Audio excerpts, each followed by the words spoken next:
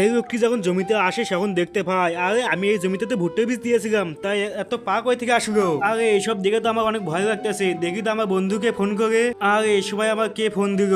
আরে ভাই, আমাদের জমি থেকে তো অনেকগুলো পা বাই হতে আছে। আরে পাগল, তোকে তো বলেছি আমাদের জমিতে পানি দিতে, তুই কবরস্থানে যা কি করতেছিস? আরে পাগল, এইসব আমাদের খেতেই হতে আছে।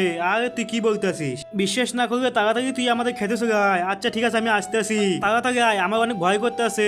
আজকে যে ও মজা করে থাকে তাকে পিঠের চামড়া তুলে ফেলে দেবো। এই তো ভাই চলে এসেছে। আবে তোর পাও তো ঠিকই আছে, তা কার পাওয়ার কথা বললি? আমার পাওয়ার কথা বলছি না, খেতে দেখ কতগুলো পা।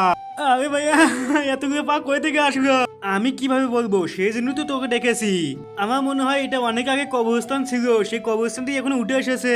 ভাই এখন কি করবি? ভাই ওইদিকে দেখ। ভাই তুই আমাকে কেন থাপ্পড় মারবি? আমি আমি তোকে কি করেছি? আরে পাগল বাচ্চা, ওইদিকে দেখ। আরে বাপরে, এগুলো কি?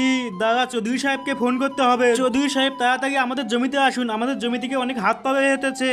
আরে আমার ক্ষেত থেকে এতগুলো হাত পা কই থেকে আসলো? এই যে ভাই সাহেব, এটা চৌধুরীর জমি না, এটা আমার জমি ছিল।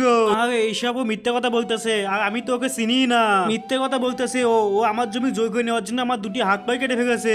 সেই জন্য আমি আল্লাহর কাছে বদয়া করেছি, এই জমি থেকে তুই কখনো ফসল পাবি না। তার আগে দেখবো কে কে শয়তানকে হারিয়ে আল্লাহকে ভালোবাসেন। যারা আল্লাহকে ভালোবাসেন তারা ভিডিওটি লাইক দিয়ে চ্যানেলটি সাবস্ক্রাইব করে দিবেন। আর যারা শয়তানকে ভালোবাসেন তাদের কিচ্ছু করতে হবে না।